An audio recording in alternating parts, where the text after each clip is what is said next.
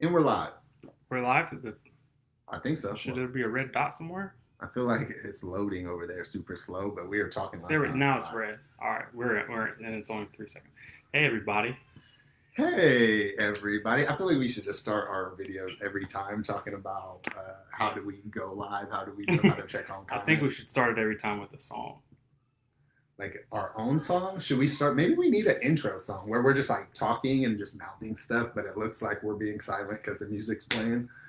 That'd be good. I was thinking more like maybe I could just sing a song. That would probably be better because I was thinking about adding like an intro or outro, but if we do that, they're going to remove our videos because we don't own the music. So if you sing it, I think technically that's covered under like the cover aspect and you're good. So I got a good song. We can go while we're waiting a little bit. What song you got for us?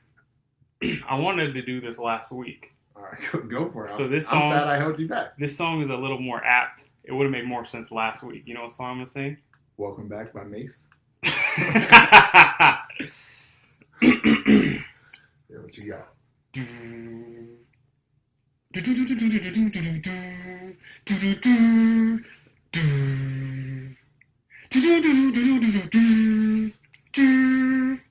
Guess who just came back today?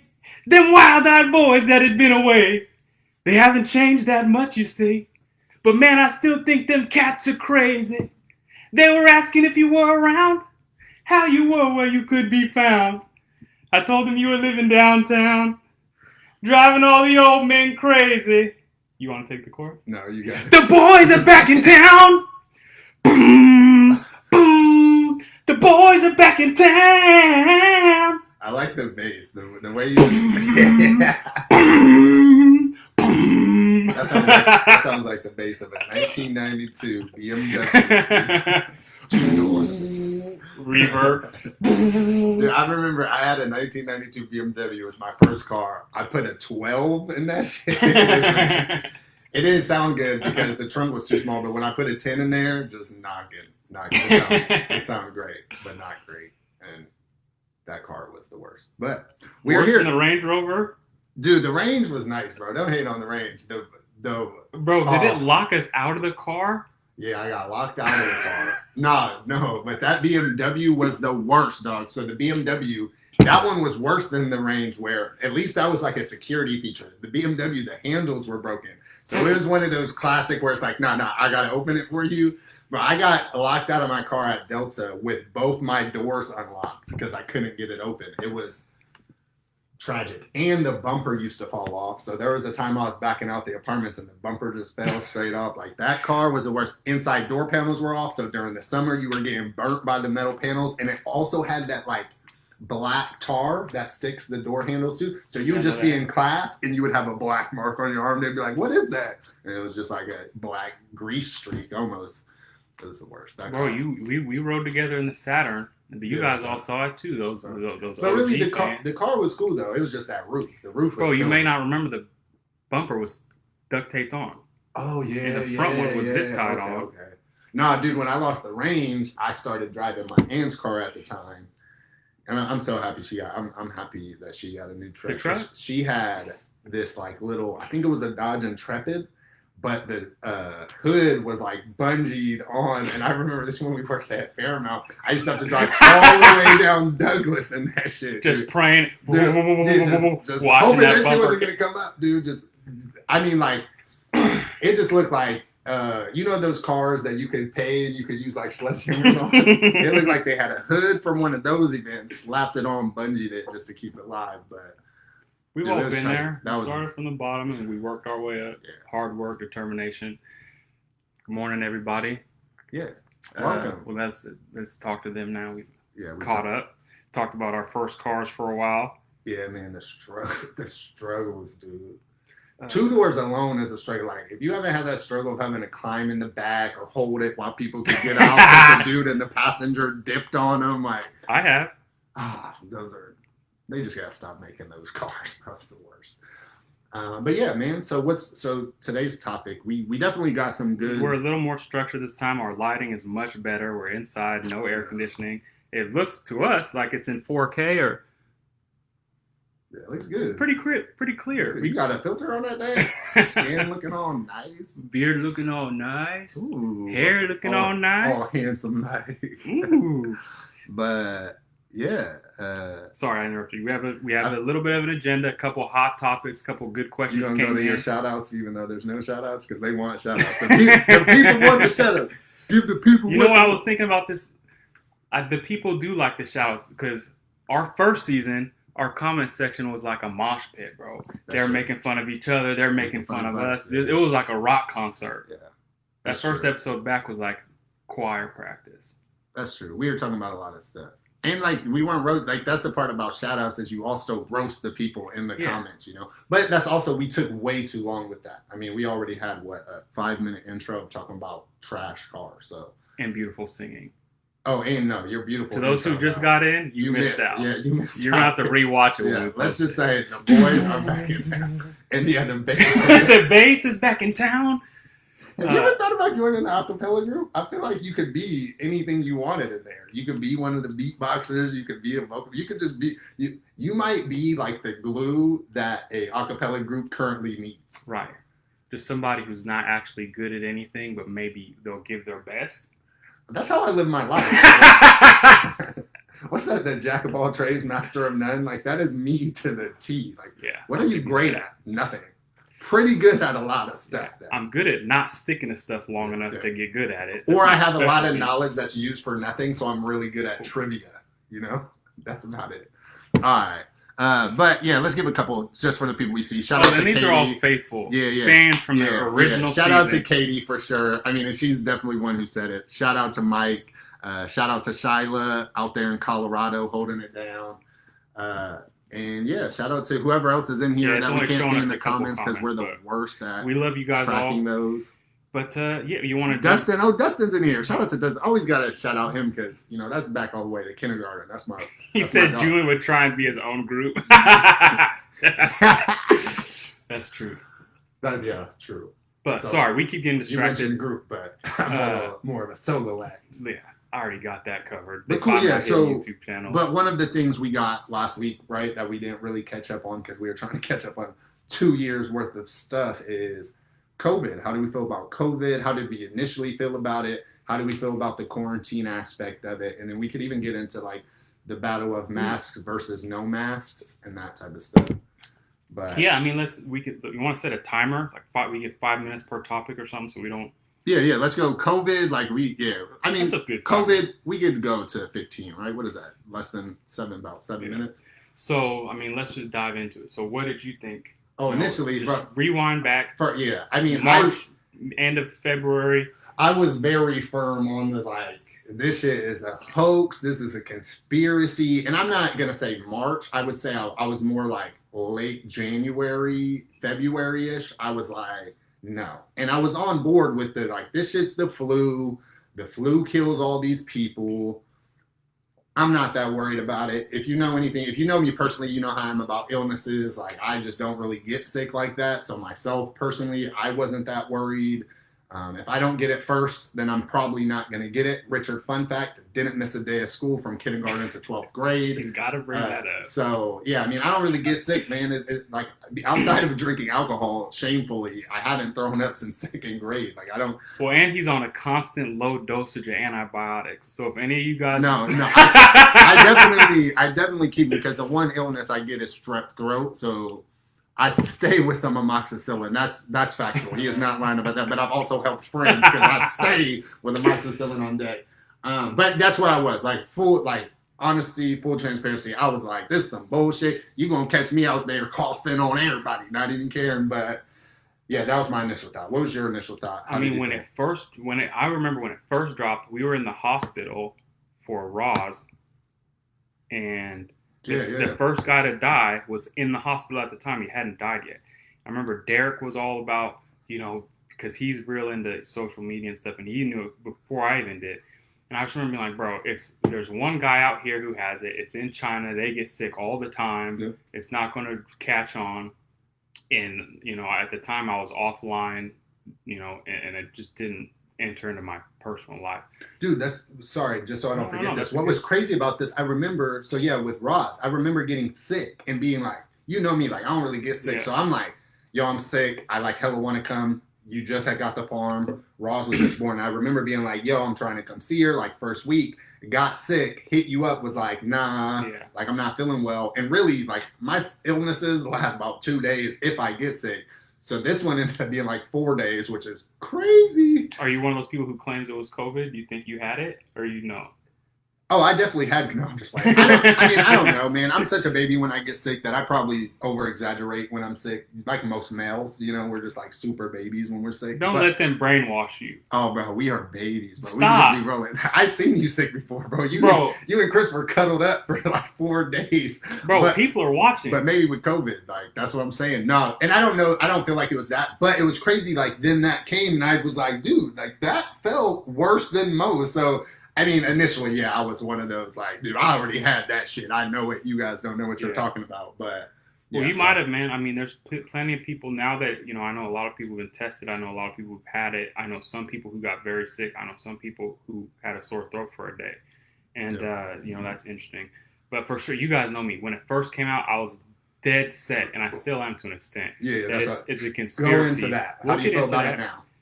Just if we're still going for 15. No, we got a couple minutes. And you know, I feel like when I'm talking to you guys, I want to be honest, but I have a responsibility. Yeah. So it's an interesting balance. So let's just this is just having fun. This is not information. Follow what you think's right. Listen to the CDC, World Health Organization, all that. But when it first happened, remember Gavin Newsom, aka Prince Joffrey, 25 million Californians are going to come out here and we're going to get, or 25 million, you can look it up, are going to get infected. And I think he said 2 million, look that up and fact check me, are going to die. I think that he said like...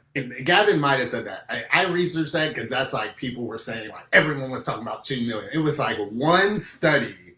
Well, that's how they do it though, is because... But every other study was like where it's at now. Like they predicted what happened now, and it's going higher than their predictions. But the one study was like, if no one does anything, so when it's at a point of 50% rate have got it, if everyone noticed everyone was getting it and just decided, I'm still going to just do whatever, which is nearly impossible. If 50% of the U.S. got COVID, people would be chilling in the house. Their model was based on if people kept getting it and didn't change anything, 2 million people would die, which is like the most excessive model because there's no possible way. Yeah, maybe he said 500,000. It doesn't matter. Yeah. The point is he's right.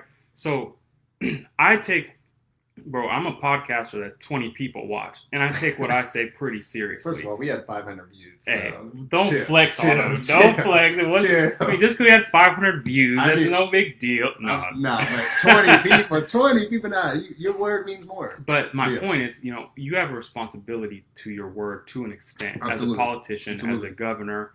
It feels weird to say that. You got to be true to your word as a politician. I mean, that's the problem is we don't hold them accountable. Mm-hmm. But when you do the equivalent of standing up in the movie theater and say, you know, 10% of you guys are going to die, and literally, you know, this effect is very similar. Businesses are shut down. I live in Rio Linda now. There's a pizza shop that's like a landmark, and they just shut down. Yeah. And it's like, you know, this is a very similar reaction, but there's no responsibility, even though it's turning out to maybe not be as deadly as we thought. I respect being, you know, and it's what we talked about, and we'll get into this with climate change.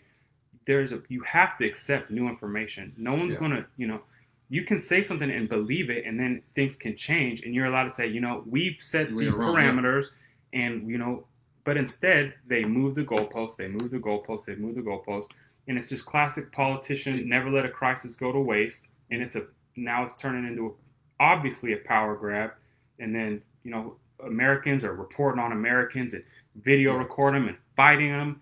You know, this old man wanted to say something to me at a Winco. I forgot my mask and I just walked in anyway. And, you know, maybe that's on me. I don't know. But, like, with that said, is it real?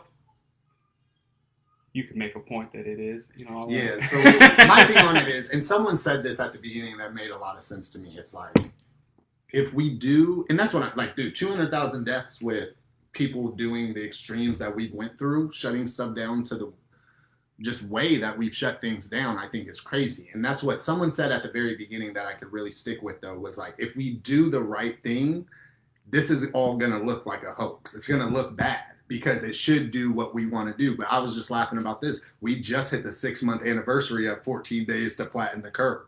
So that's what it is there, right? That's like what you were talking about is if you told us, like, if we do these things, this will happen. Don't get me wrong. It might not have been done or executed to the way you expected it to, but we're still exceeding numbers on the lower side. Like that's, 2 million might have been the high side, but there were lower numbers based on if we did these things. And collectively, for the most part, we did do those things. There are people who are out there still doing a lot of bad stuff, but there's a lot of things like regulation that put a lot of that stuff in place. Who I personally think Cuomo's all right. Like I'm not a huge like anti-Cuomo, but you signing legislation that people in nursing homes have to take sick people back, like that's a force spread. You know what I'm saying? And if you're not at least looking in that, and we're going to talk about that a lot in our shows, there's so much like false information that causes a disservice to the whole story. That is like the little boy who cried wolf, right? Like you're going to make the rest of your story seem null and void because of this huge thing that you got out there and said, which was this, right? And we talk about this, and we talked about it on the last shows when we were doing them. We'll talk about it all the time too. It's like, when you're wrong and vocal at the beginning, your apology or you coming back to change the record is very quiet. Yeah. So you yell with that big information of like 2 million people are going to die. But when you come back with new information, it's very quiet. You're on like the last page of a newspaper that people don't read, you know,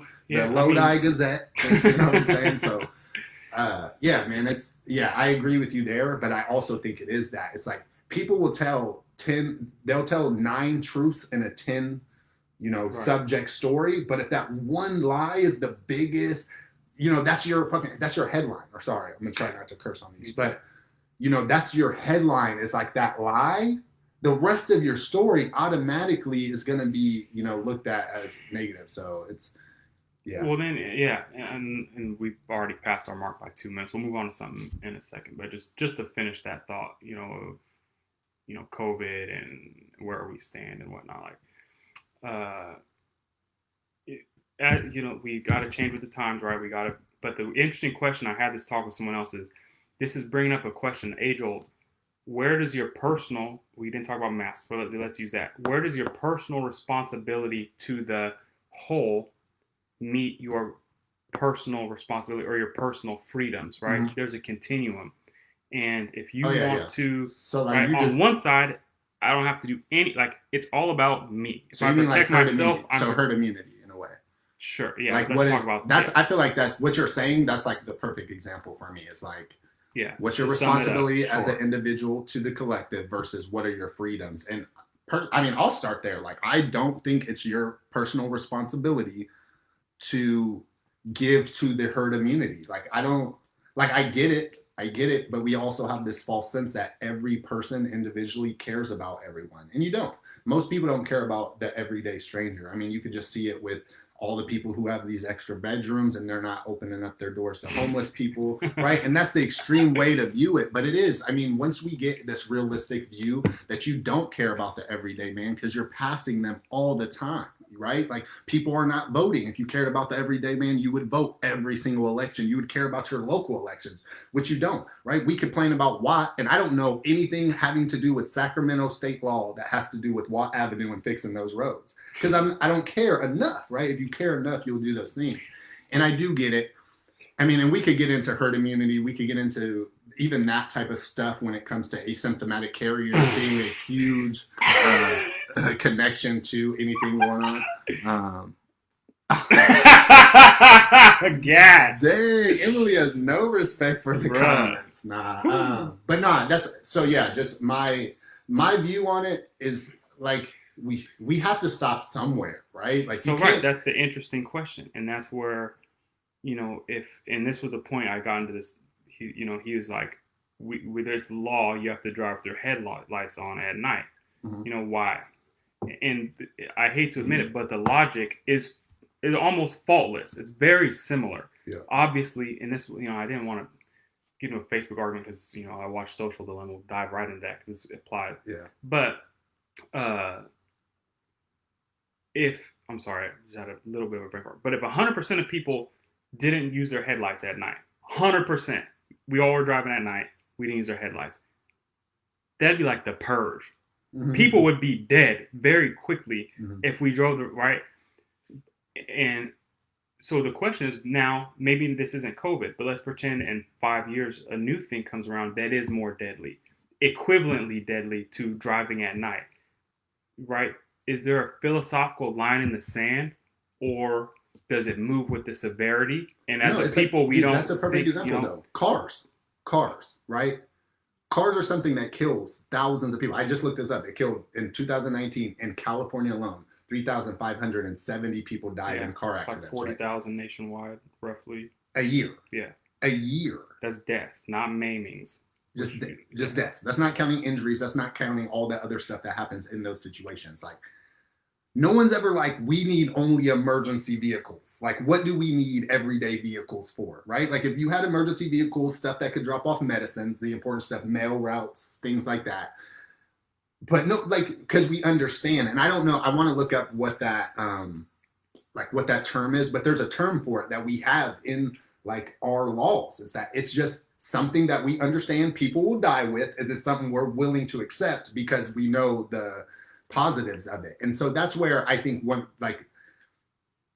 and this might be me just equating it to Trump, but he said something that I wanted to take the good from, because more and more I am like very anti-Trump, not anti-Trump, the politician, the person, he's just a shitty dude.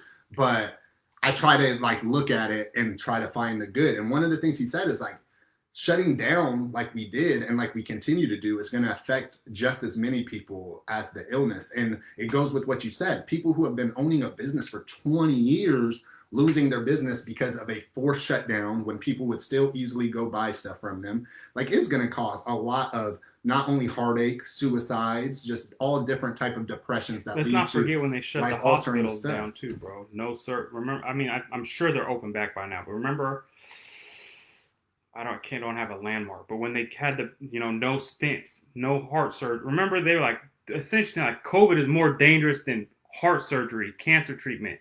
I'm curious to see, where that plays out.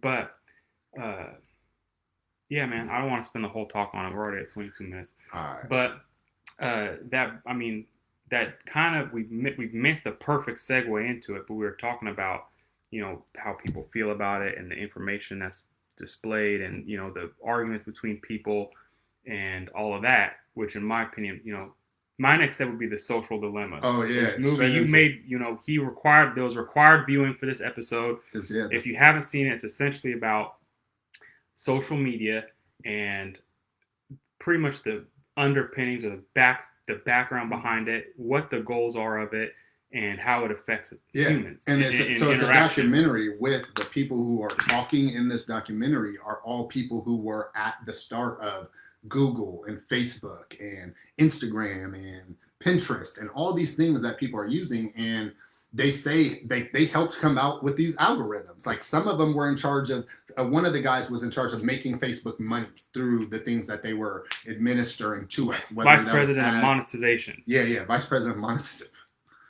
Dang, that's a good title right there. Bro, I want that title. Like, you're literally making the money. Like, they have to pay you a lot. But, so yeah, that's what it's about. If you haven't watched it, you should watch it.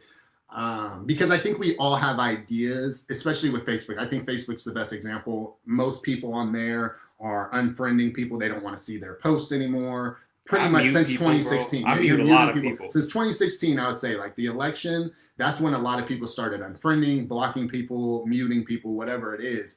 So you think like that, like, unit that you're seeing is based on you. It's based on the things you want to see. And it's not. It's really not. It's what they tee up for you. You are purposefully seeing posts that they want you to see. And so even in the sense of the friends you chose to follow, they're going to post things that you see too, or that they post, but that they want you to look at based on how long you look at a certain post, how many times you're commenting back and forth in a post. And I mean, when we talked about it initially, we gave examples right away of like things that resonated with us. And I mean, we've both been conspiracy guys since, at least high school. On record and say that I knew most of the stuff before I watched the film. Maybe you will too, but I'd encourage you to still watch it because like we all have a friend. Most of the people on here know him, Kenny, who I would always argue with on Facebook. Yeah. I'm telling you, I'll log in the first post every day with something whether by Kenny. He posted like it could be days old. Days I would ago. respond and then I would look at him like, bro, this is from 3 days ago. Like, yeah, it was I'm like being a necromancer over this man's post. Like, come back to life so I can argue with you. Looking so petty, like, bro, what's Julian going through his time? When you watch it, it's so funny. Like when they show an example of an ex-girlfriend getting a boyfriend in it. And it was just like, he was like trying to go on this weekly thing because if he went a week without getting on social media, his mom would buy him a new phone screen. And in that 10 days or in that 7 days, they were like, we need you back. And so they kept throwing little things to him and eventually brought him back. And like, that's one of those things. It's like, Julian's not going to come back with, you want to see where these stars were? You know, we got cute kittens for you. 1990 stars, where they are now. Like, that's not going to get them, but what they know will get them is the things Kenny talks about, and it works, and it works every time. And so that I thought was, just interesting. I thought the fact of we live in these bubbles that they create for us, they give a good example of how the main character in this like movie they're showing. I don't know what that movie is from either. I don't know if that's an actual movie they're showing the clips or if that's just part of the documentary. Part of the documentary. But they were kind of showing him how his bubble even changed. Like he was more looking at funny stuff, but then he got into this extreme thing. And they talk about how easy it is if you're into conspiracy theories to keep getting conspiracy theories pushed to you. So I thought it was pretty interesting. I think you should give it a look. And like, dude, one of the things they said, that I think me and you have talked about this before too. Like, if you don't pay for the product, you are the product. Yeah.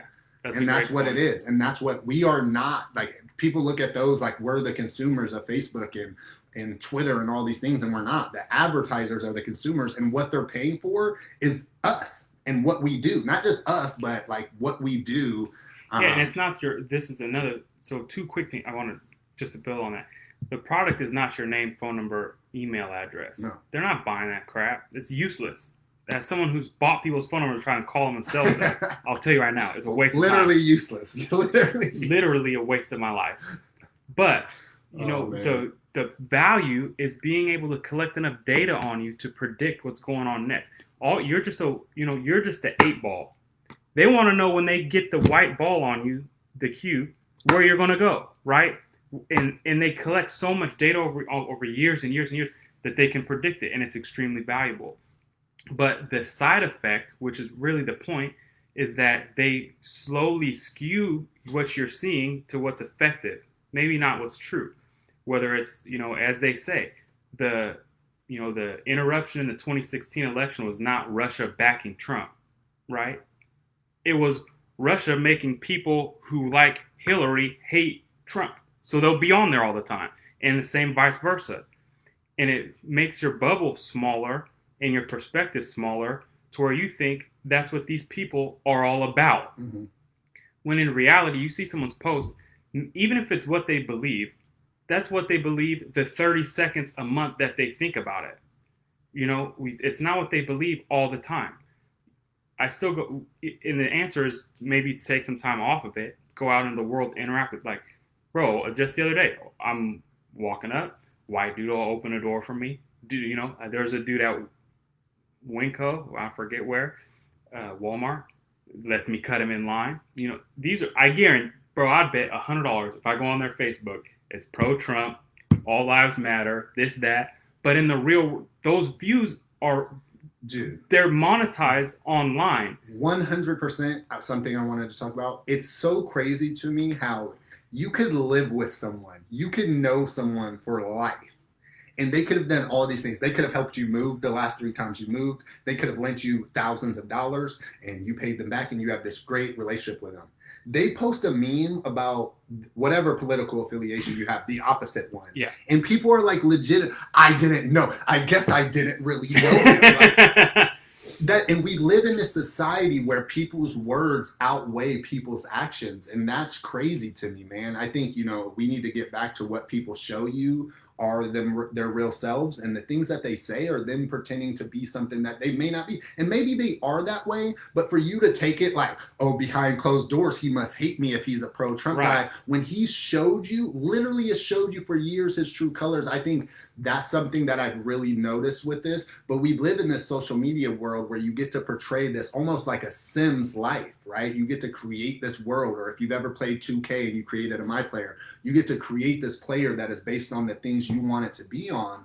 And like, dude, one of the most popular things on social media, especially Instagram right now, are like memes describing the type of person you are. Right, the type of person you are. It's not like your friends saying who you are, and I think that's the best place is to see like what your friends actually say about you, the people say about you, not you posting this meme that's like, I'm a real one and most girls ain't cooking for their dudes. Sorry to go to a woman meme, but just like, you know, that type of stuff. Or I'm a real man, I'll do all these things. It's like, if you really are those people, you can show people and you could. But here's the thing, because of what we're talking about, real life actions have very little value. That's true. Real life actions have almost no value. They've never been monetized. You know, I mean, obviously your work, but like, you know, what's valuable is them getting you to post it online, them getting you to seek affirmation online, them seeking you to, you know, approval online. Dude. It's not so. What does that do? Who's going to go to the soup kitchen and volunteer? Unless they're going to take a picture. Exactly. And then they're probably out of there quick because they're going to take a picture, right? That's a huge epidemic, is these influencers doing charities and taking pictures and getting out of there. Dude, one of the things that I think like really hit me, and then we can move on to the next topic too, is the guy from Facebook who helped make the like button. And he's like, dude, when we made it, we are so naive. We made it so people would show love, which makes sense. Like, you want people to show love. And where we're used to coming from is people reposting it on bulletins in MySpace, right? Or, you know, things like that, or commenting. That's where you got the love. But just to hit a button to tell people that you like them has now morphed into what he even, you know, it regrets. It's like it now moved into this engine where people are killing themselves depressed, and they show a little girl on that she's just like heartbroken because everyone's showing her hella love, but one negative comment about her ears, and she's just like heartbroken about it. It's bro, and we have to just hit this real serious stuff. We've already been kind of serious, but like watch the documentary. It is life changing. I think I find myself just shut the phone off, put it away. Like I quickly saw like bro, like there's you're times you're a slave to it. Oh, you're 100% addicted. Like there's times, dude, I'll probably get emotional. Like when my son comes around, I'll be staring at my phone and I'll be like, "Go play," you know. Oh, they make you emotional on that. That's time. Those are moments of, you know. And then I look at him at night and I'm like, dude, I you know, once I'm done with my dope sickness, and I'm like, bro, I can't believe like this guy is the only thing that matters. But I look at my phone and it's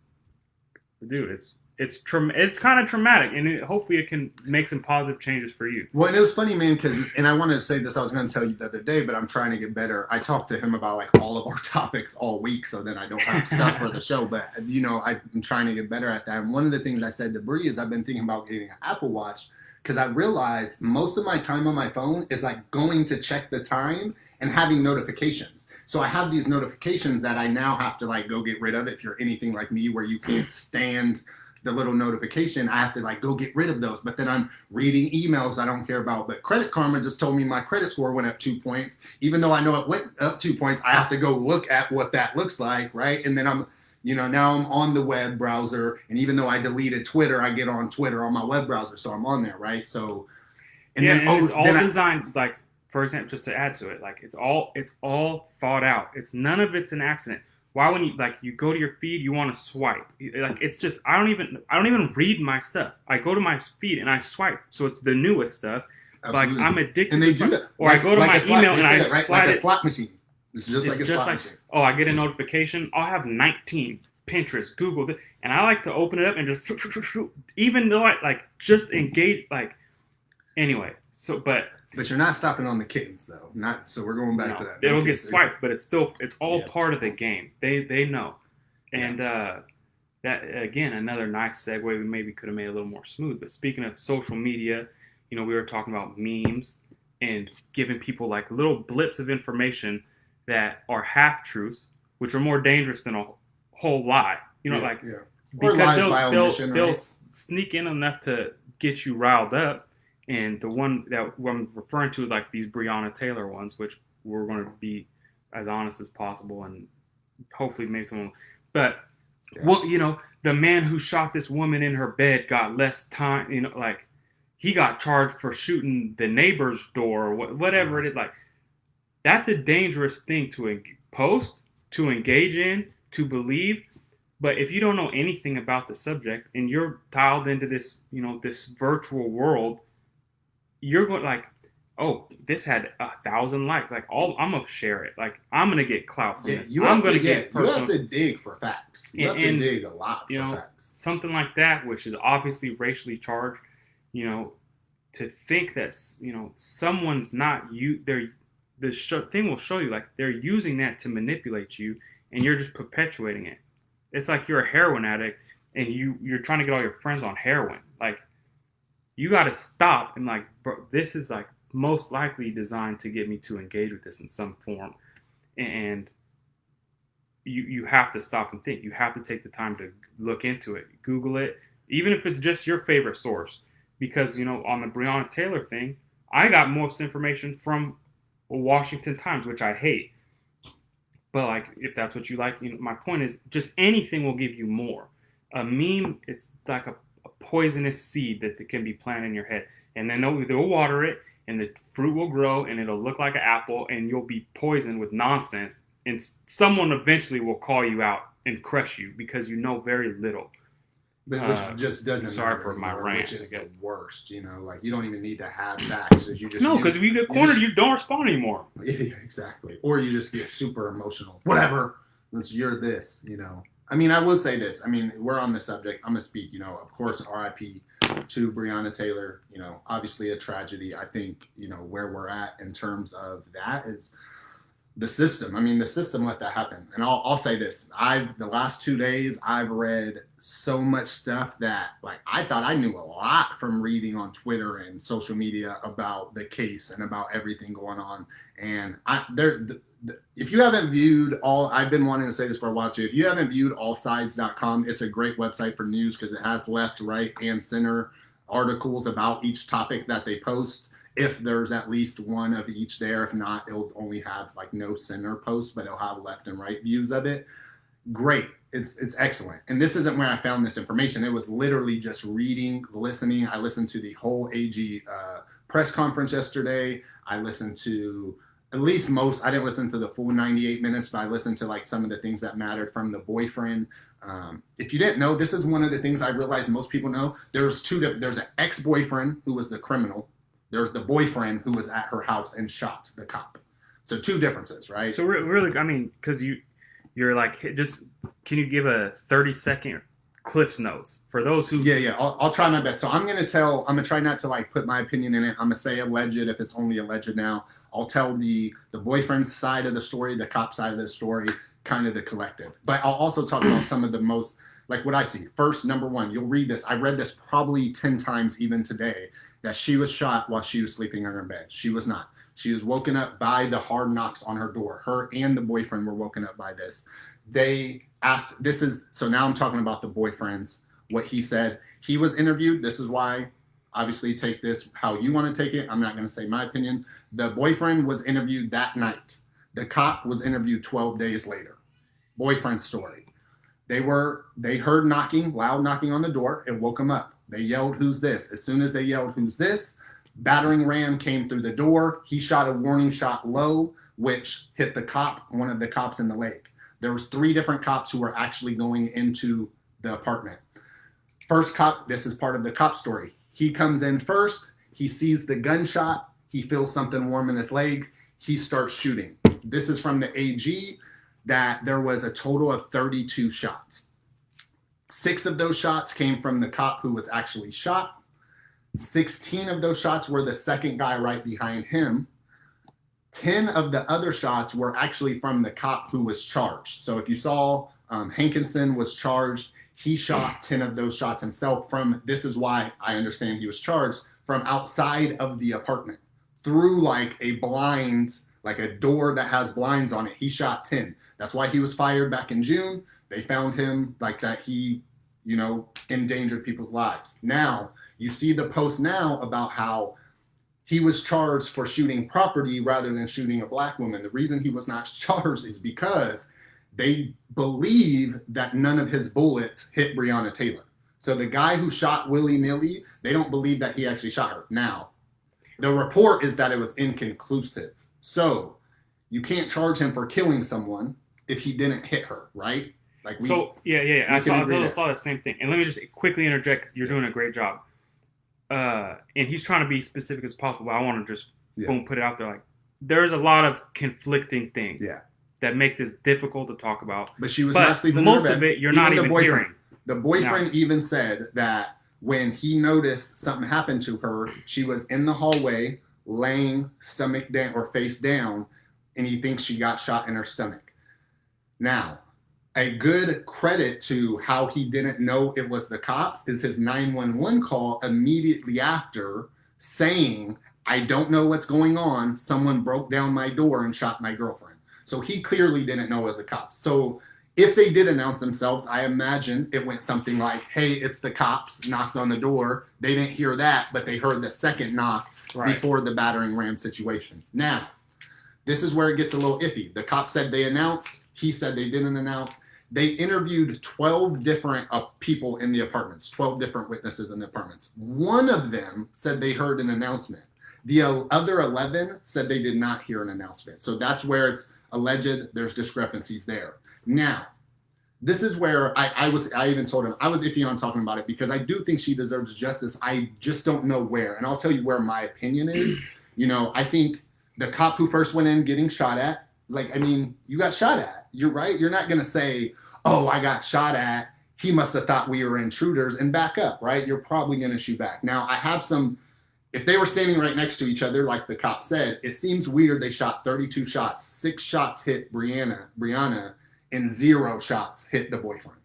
That seems crazy to me. Well, but I don't know. Again, there's conflicting information on it. Some people are saying like he shot and then dipped out.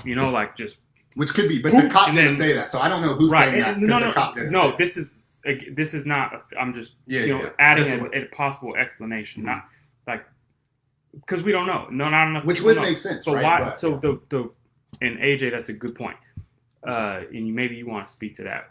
They were there because they had a previous. You do it. Oh, perfect. Yeah. So that's where I'm going to get next. So, and I'm going to say that the question is what started all of this. Why were the cops even there? The person I think should pay for this is a detective named Joshua James. Joshua James is the guy who has already been reassigned because they found out he did some shady shit, basically. But he's the one who got the warrant. So the reason they were there, her warrant. Oh, that's another misconception. Yeah. Her name, they were not at the wrong apartment. Her name was on the warrant. The reason her name was on the warrant is because she received a package in January to her house for this guy, for the guy there, her ex-boyfriend they're looking at. His name is LaMarcus Glover, I believe.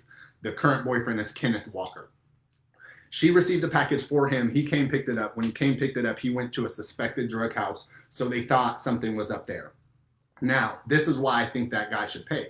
He lied when obtaining, because he got 5 different search warrants at one time, all revolving around this case. He lied on the warrant for this apartment, saying he was working with a postal inspector who told them she was receiving suspicious things. See, I didn't know that. 2 months later, that's good you explained it. The inspector general came out and said, no, we actually never worked with LMPD, Louisville, Metropolitan.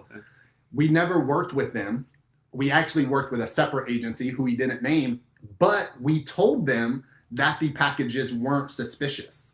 So not only did we not work with you, but the people we did work with, we let them know that the packages weren't suspicious. Therefore, they never should have got the warrant. Now, they did obtain a no-knock warrant initially. Before they issued the warrant or executed the warrant, they were told that they have to knock and announce. So that's the other thing. Well, and correct me if I'm wrong. Allegedly there was a transcript of a call that she was involved with drugs with her boyfriend or something? Was there something like that or not? That was allegedly. There was another thing that they had been watching her for months and months, and that she was a part of this drug ring. False. They even tried to get the ex-boyfriend to say that she was a part of this, and he said no, she's not a part of it. what I heard and what it seemed like the AG even mentioned is that she got shoes delivered there. Like he delivered shoes there, went and picked them up.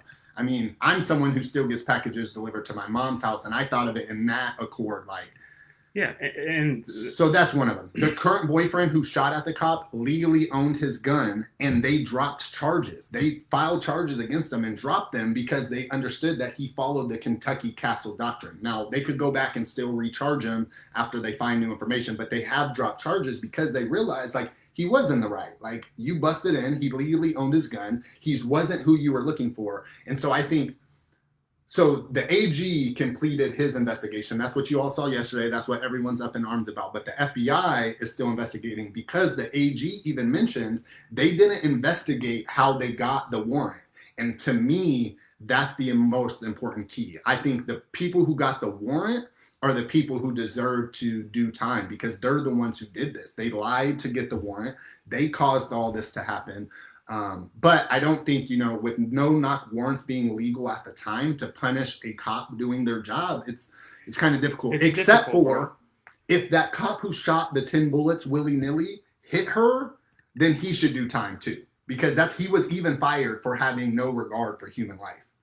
But the reason he was not charged for hers is because they said inconclusive. It's inconclusive that any of his bullets hit Breonna. If none of his bullets hit Breonna, you can't charge him for killing her. The guy that they believe killed her, or the FBI, when they did their test, believe killed her, was Cosgrove. Cosgrove was the second cop. His guy got shot and is backing out the door. He comes to return fire to save him.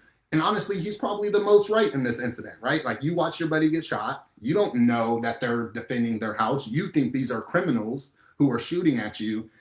But this goes into now a system that allowed this to happen, right? Like them getting that warrant, no problem.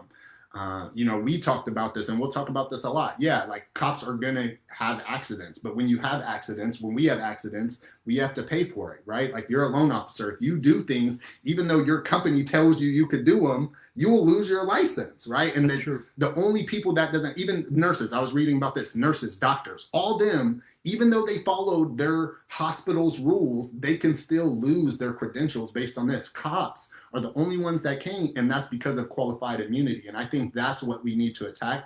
I think people who are in an uproar and are going crazy right now, or last night, and will continue to do so this weekend, I think are people who set their expectations too high. Like, I didn't anticipate any of those cops will be charged because the rule of law says they didn't do anything wrong. That cop who lied to get the warrant, that's the guy that I think ends up paying for, everything that happened. And I think if they gave him some type of manslaughter, I wouldn't be shocked. Bro, we've all watched these movies, right?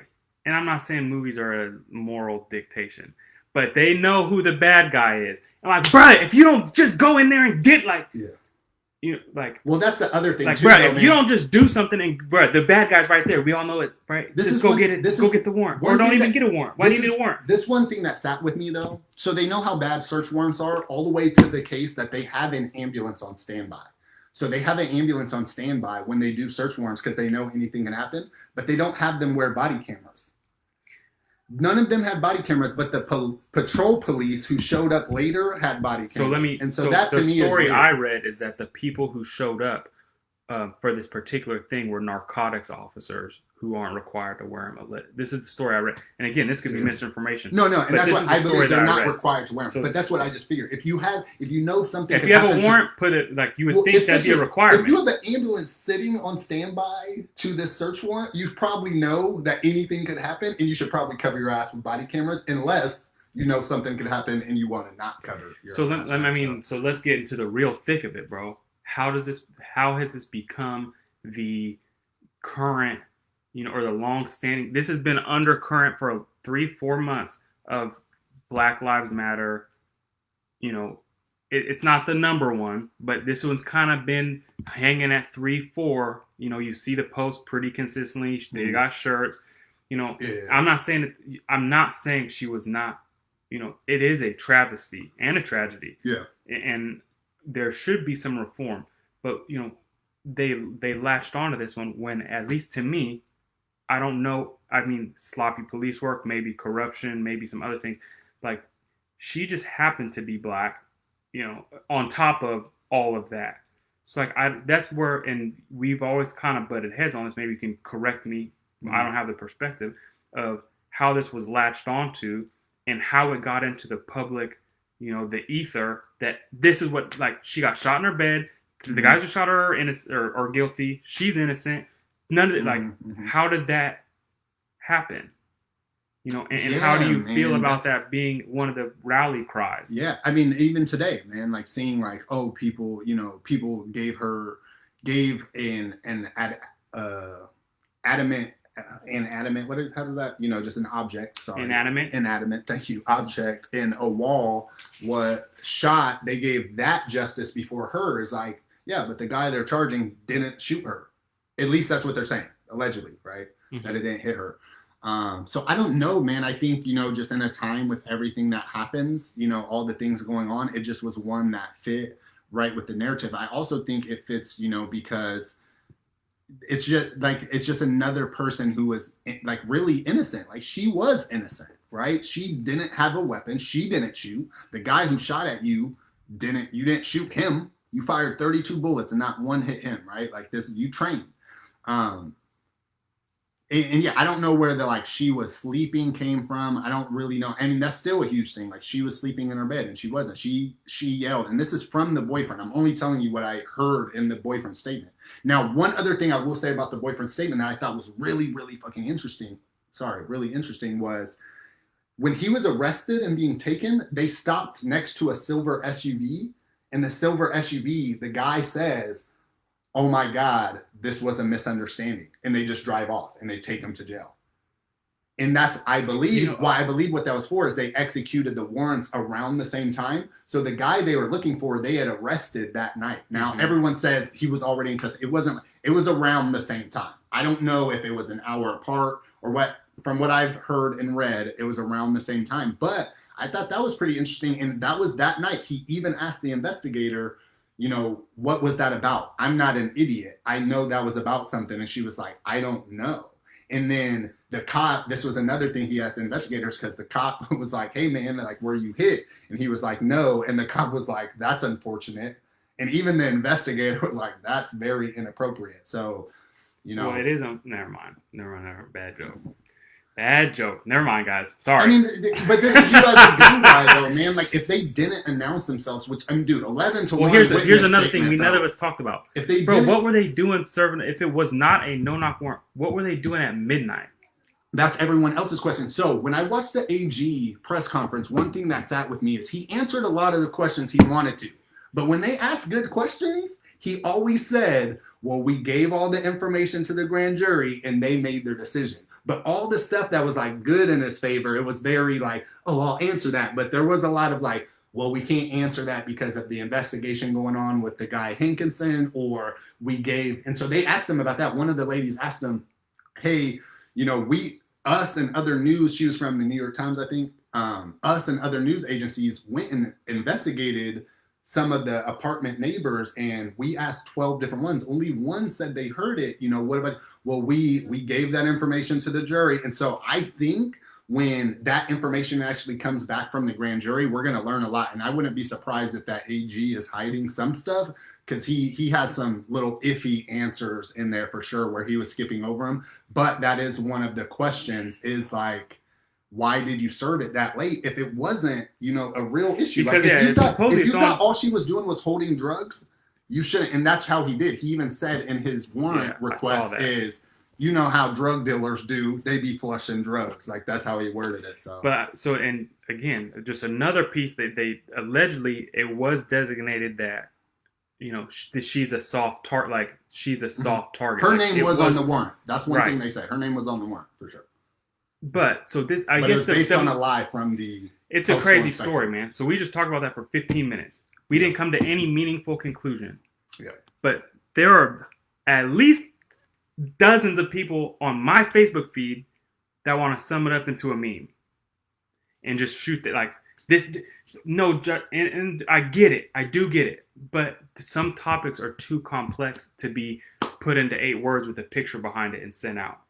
Oh, and to answer that, Alan, you said that she was in bed when they rammed the door. This is from the boyfriend. The boyfriend said they were both up when they were knocking on the door, and Breonna even yelled, "Who is it?" just like he did. So that's just, I mean, Emily has a good it point. didn't seem like she was still in the bed, but that's really just what I read when I listened to the boy. I didn't listen to the full thing. His interview was 98 minutes, so there were some things that I just read transcript wise, but from what I read, she was up and yelled, "Who is it?" like him.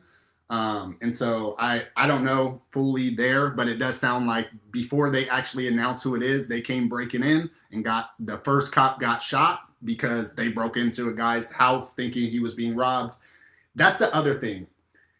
If they announced themselves, there was 4 other 911 calls from immediate neighbors who didn't know what was going on. None of them thought it was cops. The only one who thought it was cops was after the fact because they went out to see what was happening, and the cop who shot willy-nilly into someone's door was pointing a gun at them, telling them to go into the house. Bro, let me just hijack this because as interesting as this is, that kind of brings me to another subject about like people's memory when under trauma is horrible.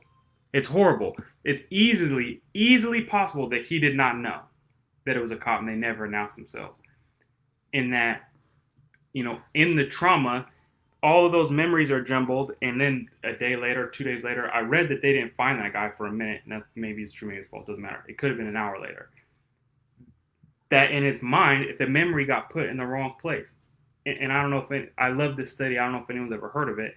Like after a car crash, the questions that they ask you will dictate what you remember. They've done a study on it. So it's like, if these things aren't handled correctly, and I just say that, I wanted to interject it really quickly because, these are things we should kind of carry with us as we go. Yeah. Like our memories can't be trusted. He might believe it and it could easily not be true. Yeah. I think the story was he's on the next floor or something and he was the only one. And like you said, the only one who heard the yes. You come out, there's commotion, a dude with a gun, cop, like, oh, dip. Hours later, like, oh, there was cops there. I remember there was cops there. Like, I knew there was cops there. Yeah. Like, well, how'd you know? Anyway. Well, yeah, dude, the first cop that got shot, Mattingly, he even said, dude, like, that cop was on edge and pointed the gun at neighbors and said, "Get your ass back in the house." And he even told them to calm down. I think that's one of those things where you have to decide that dude's not ready for this raid. Like, if you have to tell him to calm down like that, I think that's excessive. But I don't know. I'm still holding on to the fact that I can't really say those guys were wrong outside of the dude who fired willy-nilly if his bullets actually did hit her. But, yeah, the guy who got the warrant and falsified information to get it, I think that's the guy who pays. And I think we'll see something from the FBI probably relatively soon to combat, what the AG from Kentucky just said. So, I mean, hey, rest in peace to her, man. But yeah, at the end of the day, we can admit like her death is wrong. It wasn't supposed to happen. Whoever you blame, the one person we know for a fact was innocent in all this, and this is like really with even what the AG's investigation was, that she wasn't a part of this, like that she was innocent. And so, prayers up to her and her family, and they get the justice that they seek. I mean, bro, isn't he a great storyteller? I was in the trance for a second. Like, more than the $12 million they received for the civil suit, right? I'm being serious. You're a good storyteller, man. Thanks, I was caught up in that for a second, and you definitely did your research. I can appreciate that, bro. We just talked, so we're at 58 minutes. We probably want to cut it around an hour. No, we're just gonna keep this thing going. What else do we have to talk about? Climate change, bro. Oh my God. Wait, because this could be. Do we even talk about RBG yet? We didn't. We can make RBG short, but we got to go to climate change, dude, because we can't say that for next week. But we right? can't. We have to. Man, the people, dude, we have way more people on. 17 people. We had like 6 people on at this time. Bro, we're not that interesting. Well, people are still watching, so I'm just going to keep it going. We'll keep it going. So, RBG, man, the notorious RBG. We kind of have obviously different, and not really different. I would say like Julian's more on like the right side of the middle. I'm probably more on the left side of the middle. I'm probably more right and down, but I'll clarify that later. Because I'm not I don't consider myself a Republican though. Yeah.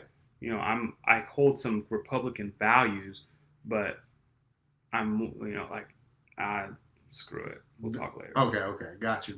But so yeah, Ruth Bader Ginsburg passed away this week.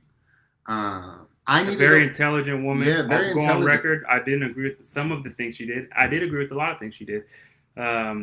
I think, I'm not an expert. I wouldn't, I don't want to pretend like I am. I read a lot about it today, and I read some of her opinions, and I read some of her, her closing arguments, or where they summarize. Obviously, a very well educated, very intelligent, very talented woman. I want to give her credit.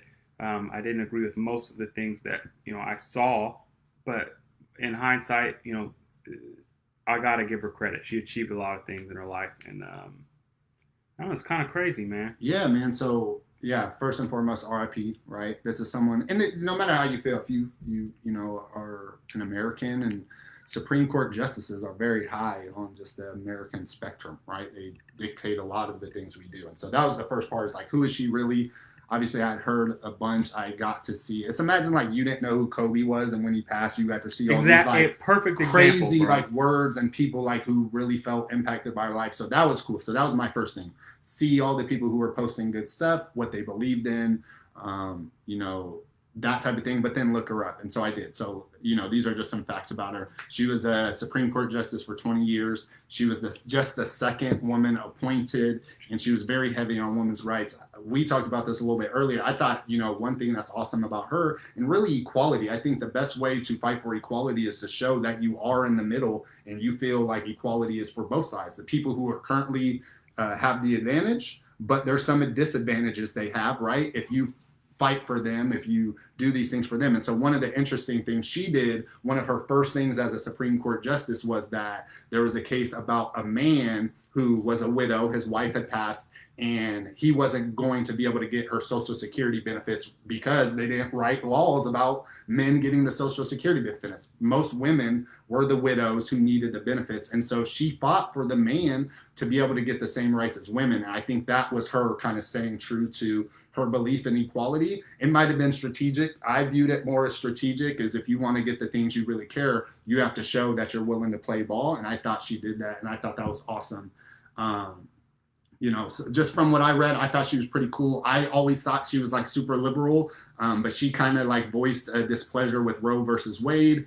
And she also was like anti-Kaepernick. All the stuff I saw about, more people who lean on the liberal side said, that's what's one of their things about her was just, she was against Kaepernick kneeling and that type of stuff when she seemed to kind of champion social injustices. And they thought that was weird. But, I thought it sounded like she was being very strategic, and it seems like she was way more moderate. Kind of just shows us our like very extreme left and right view where mainly people are in the middle. So you learn about some of those people that were kind of pushed out. It's another example, bro. It's another example of being manipulated to believe something that once you look into it, maybe not as true as you think. Again, as when she was alive, I did not agree with all of her policies. Mm-hmm. Being honest with myself, how much did I know about? Or it's not policies because she's not a legislator, but her ideology. Mm-hmm. I'm pretty sure she was not a friend to the Second Amendment, which is a big deal to me. Which is a huge which is where most of my feelings towards her came from. But that's that's just one aspect, and I just always want to give credit where credit's due. But just to kind of tie in a couple other things, like even I examine my feelings, and my beliefs, and you have to look at the things you do and say and feel. And unfortunately, it's hard to do in the moment, because before she was dead, I was like, dang, dude, I wish she would just retire. And the people online said a lot meaner things than that. Yeah. Look, I never. Right? You're still on 4chan. You're still on 4chan and you read all the worst stuff. Man. I never wish death on anybody. But I did. I remember being like, bro, she's too old to be doing all of this. Like, let her go so I can get some of my guns back.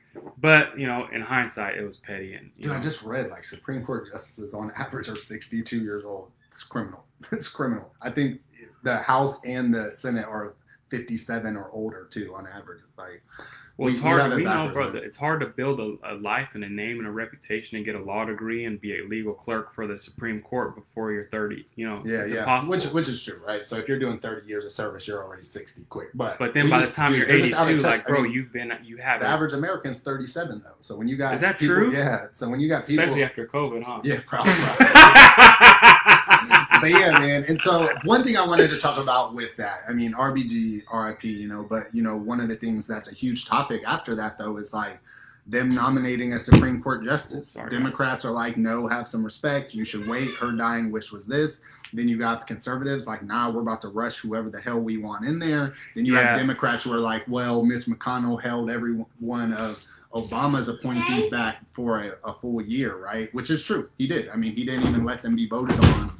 And then I saw like he had 3 in 8 weeks that he let get pushed through, and not Supreme Court, but just appellate court nominees. But I did want to educate. So this is some stuff that I wrote.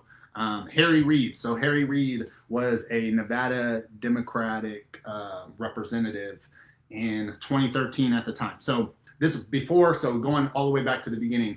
And during the Bush administration, they did not hold the House and the Senate, so they weren't getting a lot of their judges appointed. So in order to get them appointed, they threatened doing this nuclear option. The nuclear option was going to move to a simple majority. The simple majority means you only need 51 votes rather than 60 votes.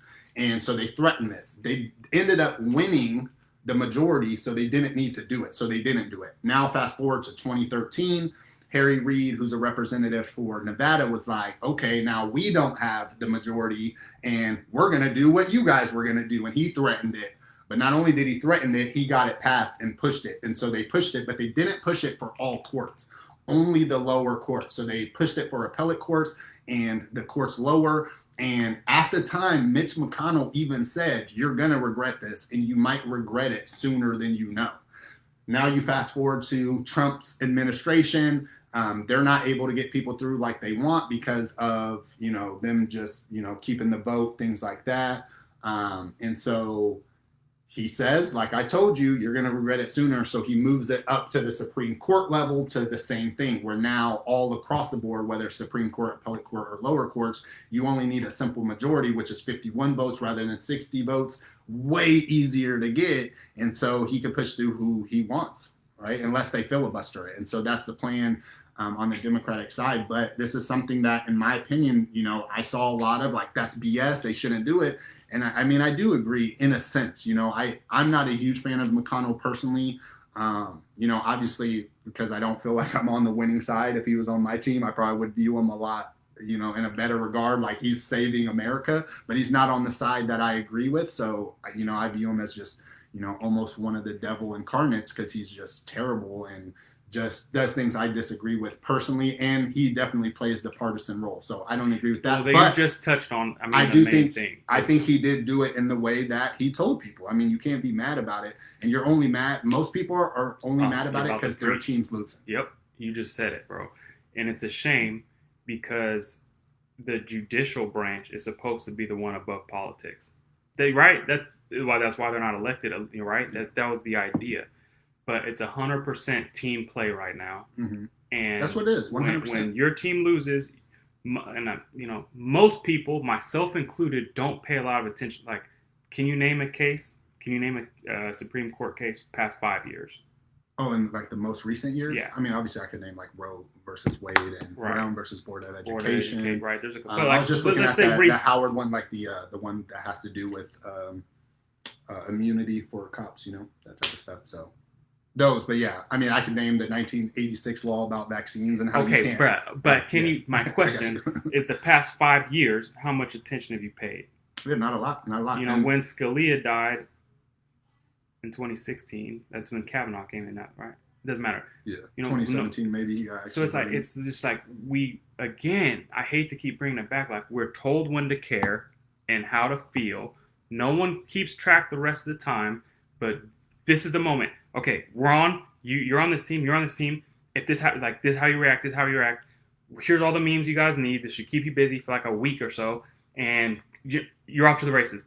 But it's like, bro, most of us don't care. Yeah, I think there's this, and this is the political view about it, man. Like, that's why just when you say certain phrases, that's when you should be held to your phrases and your beliefs. And that's what I thought it was. Like, Mitch McConnell legit said, I'm not going to let your nominees go through an election year because the person elected should have some say-so in it. And so now for him to easily push it through is where now it's like, if he was just honest about his partisanship, then I think it would be easier to, swallow. But that's not the case. He was like, nah, if you do this, this is some hoe shit, basically, right? This is some grimy stuff. We're not going to allow that to happen. And now you're just like pushing through people just like, quick. Yeah. But it just showed history. And it's what we talked about. It's not what you say, it's what you show. And right now, we believe people's words 10 times more than we believe what they show. And so you get offended. You're like, this dude said this, like Lindsey Graham in like 99, right? Talking about the impeachment. It's like, no, you should be able to impeach and you should always. And then his whole thing is flip-flopped when he's on the winning side. Because politicians are human. Political parties are not. They're, what is it called? They're self-preserving entities that are trying to keep relevant, trying to keep alive. That's why I have half of my friends, it's crazy, bro. Half of my friends are posting quotes from Republicans 4 years ago saying they're hypocrites. The other half of my friends are posting the Democrats saying, you have the right to nominate when you, right? They both switched. Mm-hmm. If you look, by definition, if they disagreed 4 years ago and they disagree now, that's why, and we talk about this song. No one's intellectually or morally honest in that building. We just need take that with you. We need politics where it's ran on a platform, right? Like we know what the main things are. There's going to be education and economics, and what's your tax? What are you looking for in taxes? Like what's your tax plan? What's all these different things that we know are just what's your infrastructure plan? What's your military budget plan? That's what it needs to be ran on because it's so often now where you're like. Think of how many times you've like heard of someone new and you're like, oh, what's their affiliation? Because you want to see, are they part of your game? Bro, you're like, are you part of my game? Before I even listen to you. And it's a shame, but it's like, oh, this dude's talking like, bro, what party are you on for? Like, I don't even have time to listen to you. But if you're a Democrat, then you're instantly like, I'm a little, right? And so it's like that. And that's where it gets to the point where we are. It's like, you're not even betting on things you actually believe in, but it's also because that's how they run too. They're not running on what they believe. They're running on what their party's platform should look like as a whole.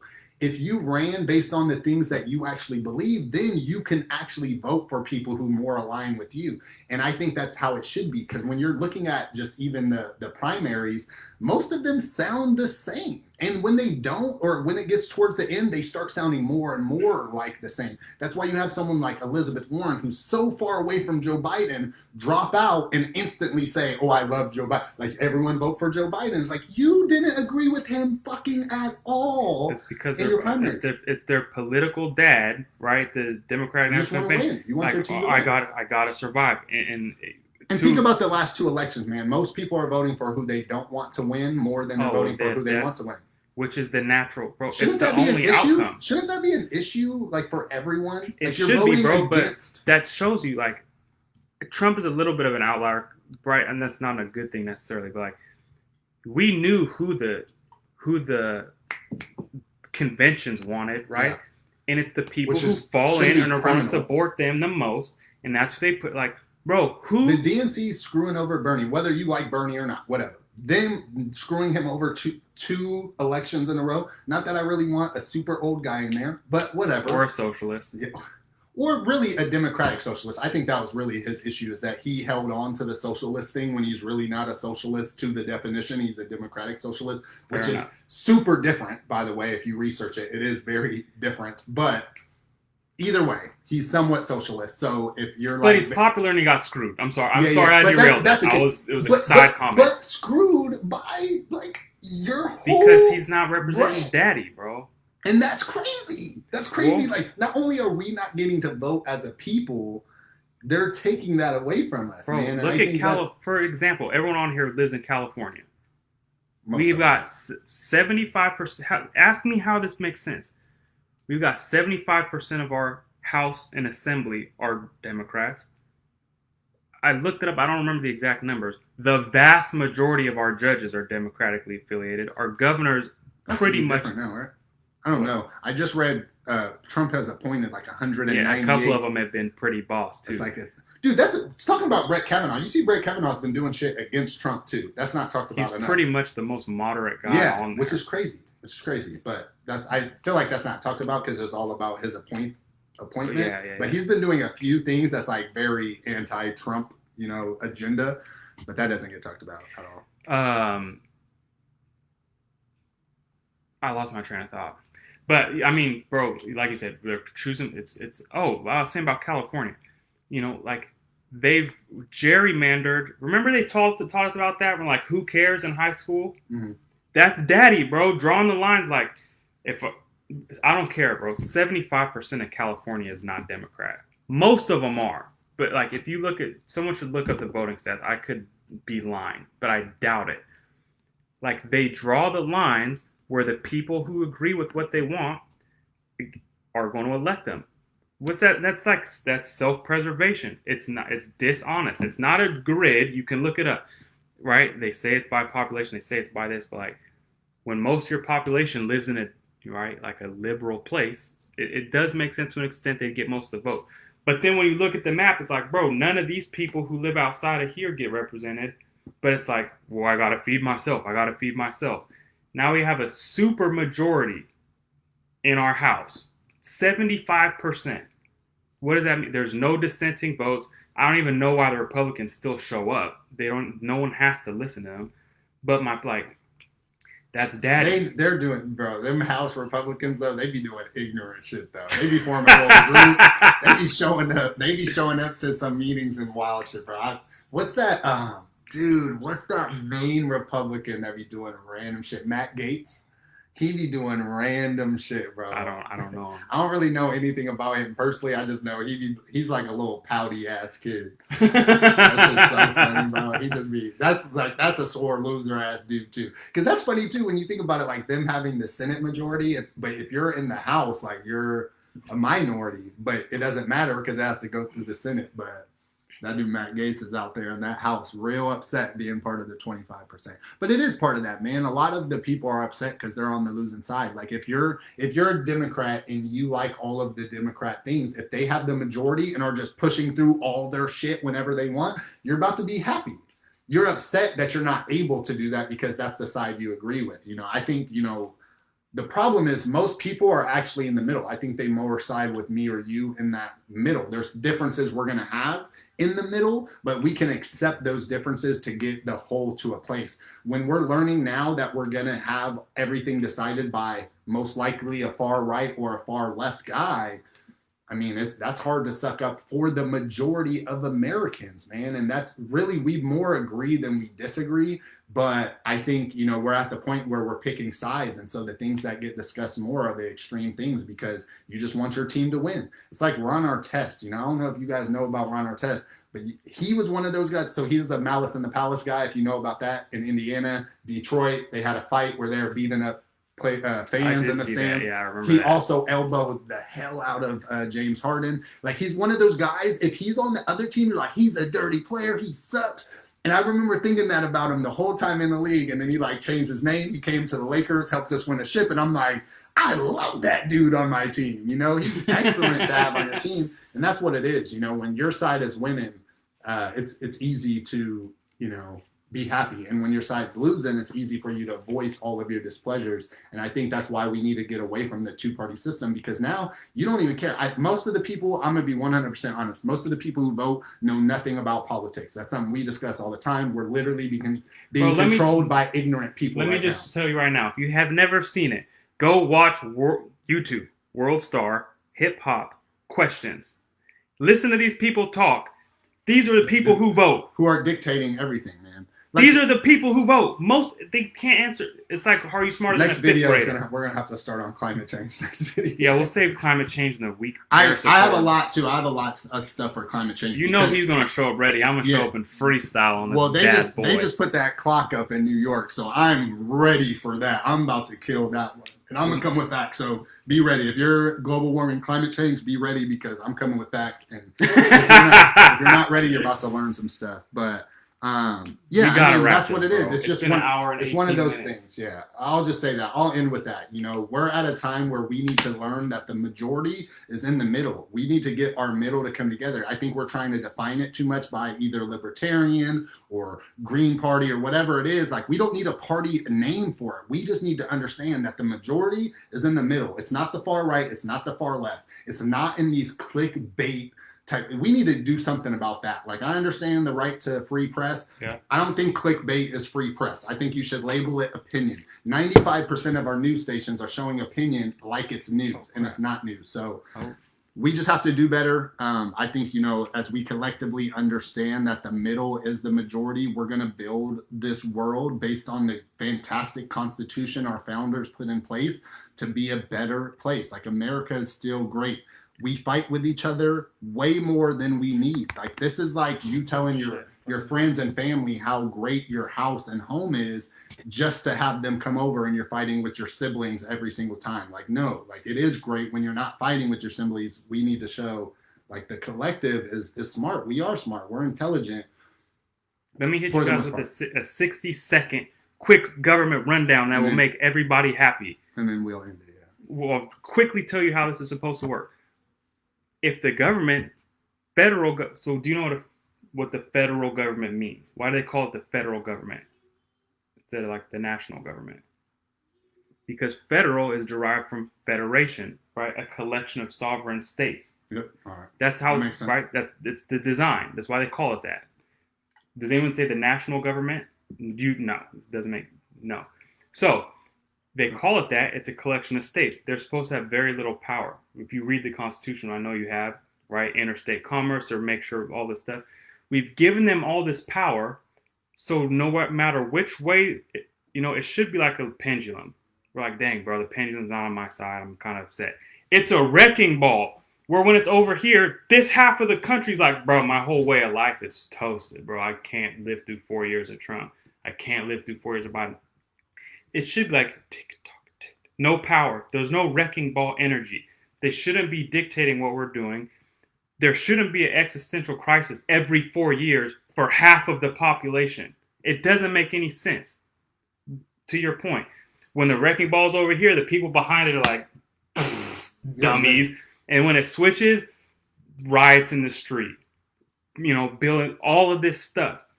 Instead, why don't we just do some magic trick, make the wrecking ball disappear, and we can figure out our own stuff And the other beauty is, if you live in California, you don't like California, you move to somewhere else and you can be free there. Instead, if you can't stand Donald Trump, we can make sure there's never another one by taking all their power away. But you guys want to give them more. So maybe you get Biden this year and you're happy. Just like the Harry Reid thing and every other story. That's what in 4 years, when you're on the other winning, side, you give them more. You give them exactly, more freedom, and that's bro. it's the game. That's why we are where we are. Like, think of that. I guarantee you, maybe one or two people have actually heard of Harry Reid. I had not heard about Harry Reid until I actually read up on this. This dude has changed the landscape of politics by his decision to do what they even call, which is crazy, the nuclear option. They call it the nuclear option. This dude, Harry Reid from Nevada, that like no one knows unless you're probably from Nevada, and he controls a lot of things that are going on because that's what it is. Jog my memory, bro. He's in the House or the Senate. He's in the Senate. Senate, yeah. I believe he was in the Senate. I don't know if he's still there. He was in 2013. And that's what, like, all this is blamed on. Like, the Republicans threatened it. I don't remember. I That's what can't I'm remember. saying. The Democrats executed it. The Republicans extended it. Like, that's really how I view it. And, that's what it is. It's when you win and make it, and then you do have the majority, you make all these rules based on you being the winner. But then when you're not the winner, you get screwed by all the rules you set in place. And, it's just like a little kid. Think of a little kid when they make up games. They always like create these rules, right? Like, it's like, it'll always be something that, all right, if you tag me, like, I have to be frozen. And then you tag them and they're like, oh, I didn't expect that. Yeah. All right, no, you have to tag me 3 times, right? Like, they always extend the rules. If you've ever seen Ridiculousness or Ridiculous 6, they do that with baseball. They talk about baseball. Oh, yeah, 2 strikes, you're out. And then he's like, oh, nope, never mind. 3 strikes and you're out, right? And you extend the rules, and that's what people are doing and politics are doing. And luckily with this landscape, I think we're learning more and more about politics, and I think more and more people are getting into it and learning more. And I think, that's a positive thing. I think we're going to be better for it. But now we're in a just era where everyone's learning their information from memes. And that's where now we need to get, where you need to almost like take a offense to reposting a meme that's not factual, right? Or incorrect. And we're not there. So once we get to the point where everyone's like feeling some type of way when they lie, because right now people are lying and they're not even taking it down. They're like, hey, that's false information. They're like, I don't care. So what? Block you, block the person who told me it's false information. It's real hard to admit you're wrong, bro. It's incredibly hard. This guy is believe it or not, this is a pretty logical guy. I think I'm a pretty logical guy.